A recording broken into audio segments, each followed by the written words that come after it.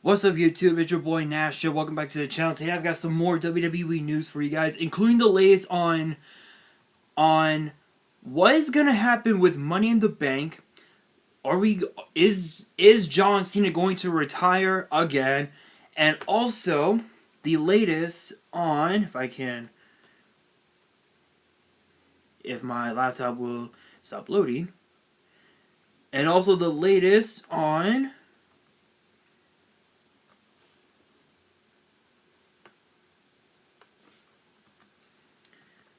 well, apparently my laptop wants to be a bitch. So,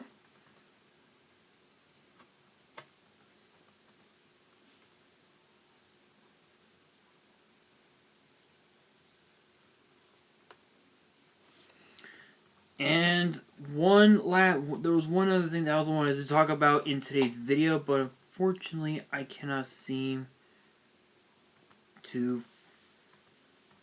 find it.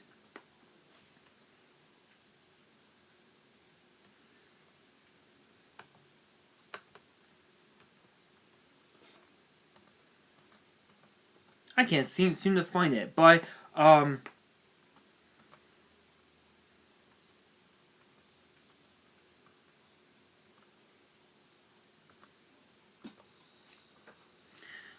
the other one that I want to talk about was also if whether or not we're going to be seeing a brand new NXT stable in the upcoming months.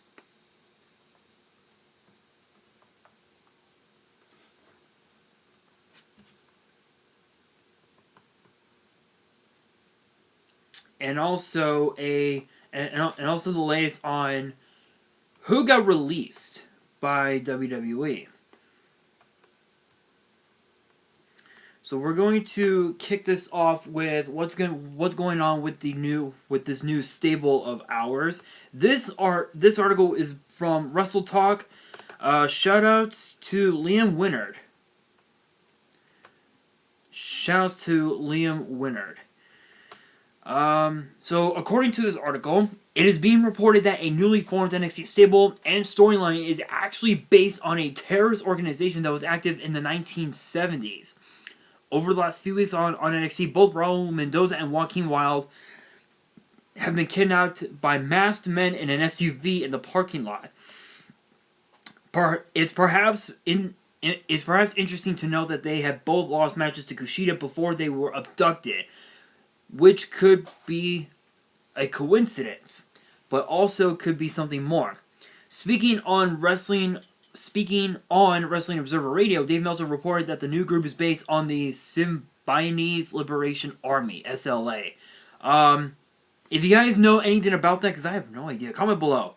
I'm actually kind of interested in it. Oh wait, hold on a second. Oh wait, never mind. It's actually in the article. Actually, the group was active in the 1970s, abducting people before using threats of murder and sexual assault to essentially brainwash them into joining their organization. It is believed that this is what will happen with Mendoza and Wilde, although probably not to the same extent in terms of the threats, and potentially anyone else who gets kidnapped over the coming weeks. The leader of the group is reportedly said to be George Bali, who has previously been known as King Cuerno and El Hijo del Fantasma. Bali's character will reportedly be based on the SLA leader Donald General Field Marshal Cinqui DeFries. There was also another leader, William General Tico Harris, whose role will be played by another NXT star, but it is unknown exactly who at this point. When the kidnappings took place, it was two masked men. So you would imagine one of those was Bali and the other was the other leader. So obviously you guys did watch. Obviously you guys saw NXT over the last several weeks. We did see Raul Mendoza get abducted, and we also saw Joaquin Wilde get abducted as well. I'm honestly not so sure about it. I think this is just a way for these two guys to get to become a tag team and to go on to become tag team champions in NXT, and they got called up to the main roster to win their, to win the Raw or SmackDown tag team titles at some point. Let me move my camera back. There we go. Anyway, so, yeah, I'm not so sure on this. It's a little puzzling, but I guess this is what's gonna happen. So that's pretty much it on Wrestle Talk that I want to talk about. My thoughts on it.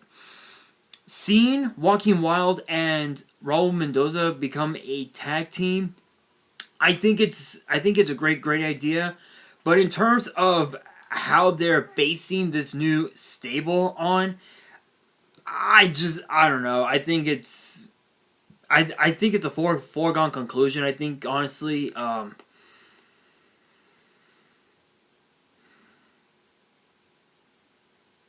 think I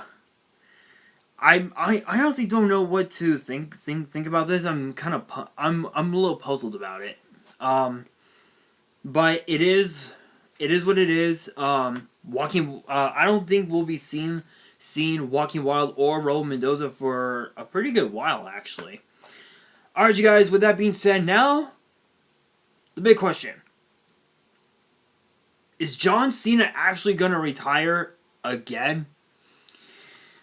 So, if my laptop will go, apparently, John Cena had sent out a tweet had posted on Twitter, I guess hinting his retirement again. Apparently my laptop is gonna be a bitch, so there we go. Okay, finally it's gonna start. Finally, there we go. He sent out a tweet saying all things end. When it's time to leave them guessing. So, according to the What Culture article, posted by none other than Simon Gallagher, who is What Culture COO. Shoutouts to What Culture for these articles, actually. Alright, so according to the article, John Cena has been flirting with retirement in recent times as much as his Twitter account has flirted with him becoming a sort of... Come on, you piece of shit. Sort of wrestling industry Dalai Lama at the same time as his Instagram being a crazed home of a hyperactive toddler. And the Doctor of Doconomics is at it again, having taken to social media in the wake of his WrestleMania match with Bray Wyatt's Fiend for a cryptic tweet seemingly teasing the end of his active career. Again, it says, all things end. When it's time to leave them guessing. And that was actually posted just the other day, actually.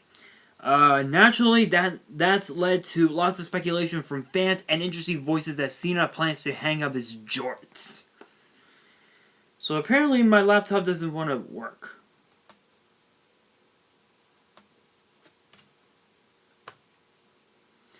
If you dig a little deeper, as Sam Roberts did after WrestleMania's end, there might be even more to the hint than that lots of people missed first time around. Roberts broke down the Firefly Funhouse in huge detail, pointing out lots of little details and Easter eggs embedded in the delightfully bonkers match. And the biggest takeaway is that Cena might have actually used the match to retire from WWE. The match, of course, basically told the entire story of Cena's career from his debut in WWE, dating back to 2002, actually, exploring major steps along the way, including the refusal to turn heel. Roberts' assessment is that Wyatt was establishing that Cena has been the WWE's most overhyped, overpushed star of all time. It was for all intents and purposes a privilege check. The Fiend conquers Cena, turning his image on its head and exercising an evil from WWE. A sellout who bullied others on his way to becoming a major star, but with a huge albatross hanging around his neck. Wyatt offered a black mirror revealing to Cena that he was actually a failure despite his apparent successes. And in Robert's assessment, the fact that Cena literally disappeared after the Fiend's victory was the symbolic indication that he actually is no more. And what better way to do it than by allowing Bray Wyatt, someone he admired enough, allegedly to handpick for his WrestleMania 36 match. Of course, there's also the point in Cena's tweet about keeping us all guessing, so it may not be as cut and dried as this, but stranger things have certainly happened. So I want to go back to 2017, I think, somewhere around there. So Cena had said that he was more hungrier, he was more determined to compete in the ring, and he would go up against all comers. Ironically enough, from 2016 up until now, he won the WWE Championship for the 16th time in his career, and also I believe he also released several movies, one of which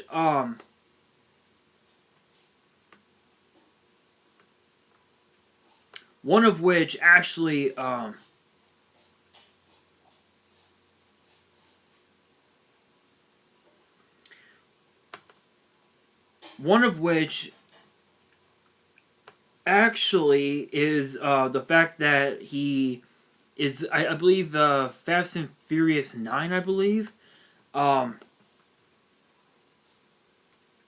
That's the only one, actually. But of course, because of our current circumstances, that's actually been postponed.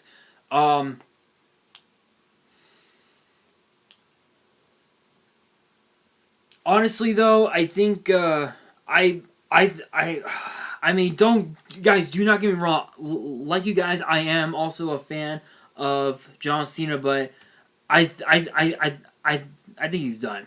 I think he's done. He's done everything that he said he wanted to do. He said that he wanted to he wanted to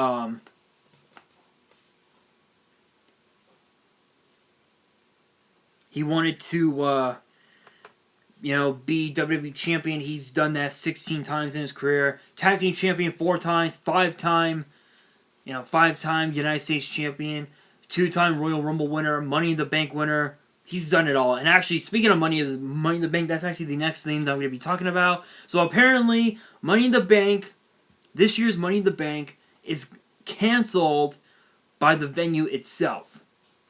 Now, originally, this year's Money in the Bank was supposed to take place on Sunday, May 10th at the Royal Farms Arena in Baltimore, Maryland. However, according to the article, it says that WWE will need to find a new venue for Money in the Bank, which is currently scheduled for May 10th. The event was supposed to have been held at the Royal Farms Arena in Baltimore, but Thursday saw the arena confirm the show's cancellation as a result of the ongoing global health crisis, that being the crush card pandemic. The official statement is quote, WWE Money in the Bank event originally scheduled for Sunday, May 10th in Baltimore has been canceled. Refunds are available at all points of purchase. This was to be expected. There wouldn't have been a soul in the wrestling business who did not see this coming, meaning there's a decent chance WWE already has some kind of contingency plan in place. The news comes just a day after a similar story relating to AEW's Double or Nothing in 2020 in Las Vegas later in May. WWE will today commence a series of mass tapings in order to capture 3 weeks worth of content for Raw, SmackDown, and NXT. This is expected to go on until next Thursday, and the footage should leave them with only the Money in the Bank to paying go-homes to shoot. Okay, so just by that alone, we already saw this coming. It doesn't really surprise me. It's the fact that we're not going to be getting Money in the Bank in Baltimore. Honestly, I think it would be best to host it at a smaller venue in, like, say, not Baltimore, but like maybe St.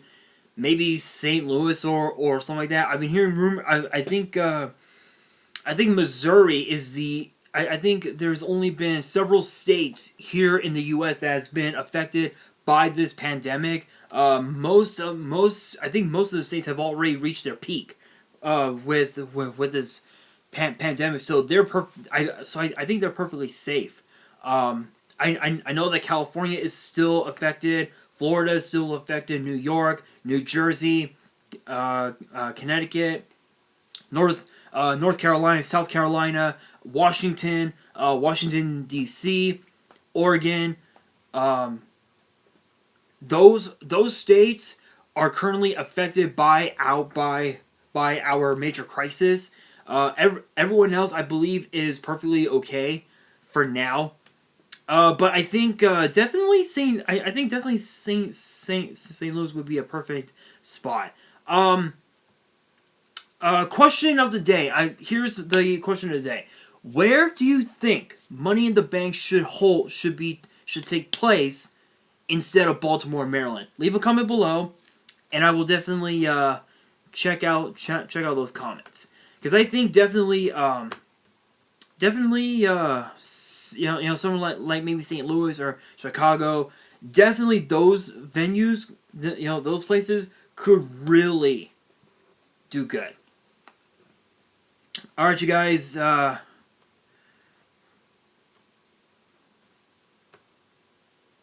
Now the next one up is actually, let's see. Oh yeah, right. Oh, release. The big question now is who got released in WWE. Unfortunately, it was none other than the Revival, the former NXT, Raw, and SmackDown Tag Team Champions.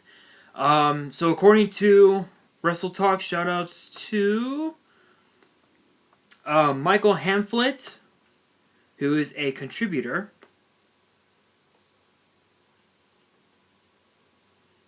to What Culture. The article states that WWE have released the Revival from their contracts effective immediately. The whole story can definitely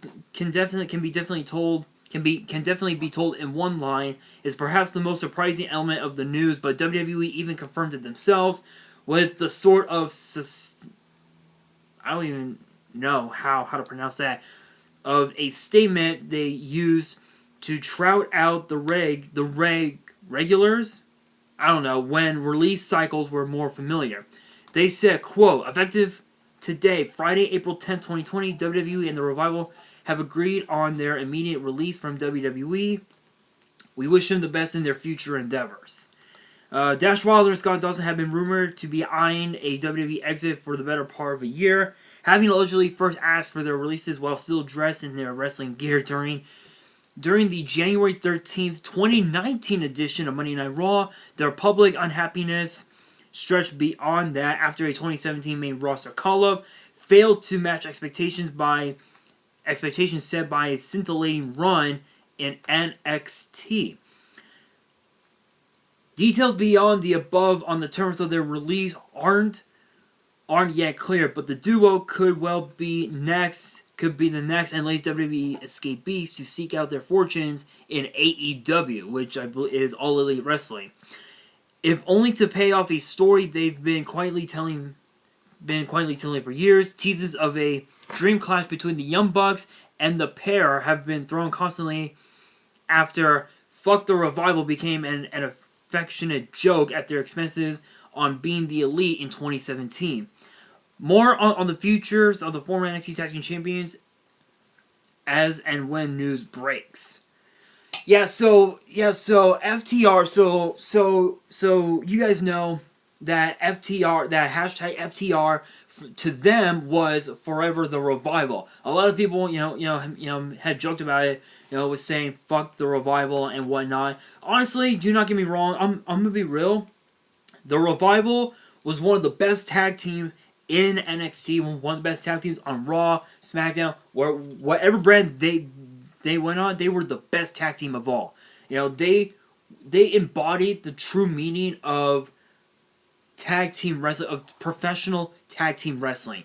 It's sad. It is sad to see them go. But I think their biggest accomplishment, if I had to pick one accomplishment that I think their biggest accomplishment probably would have to be, or rather their best match of all will probably have to be TakeOver Toronto at NXT TakeOver Toronto in 2016, when they defended the NXT tag titles against Gargano and Ciampa, known as DIY, in 2016. I believe it was 2 out of 3 falls, so it was a really good match.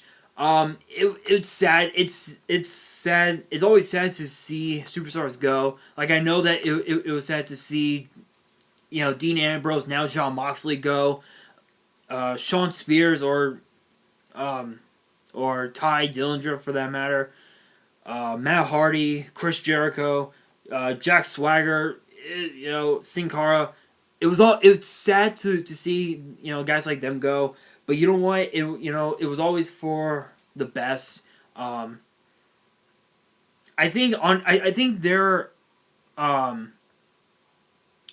unhappiness kind of started when, I think several months after they got called up to the main roster, the night after WrestleMania 33 in Orlando, and ironically enough, there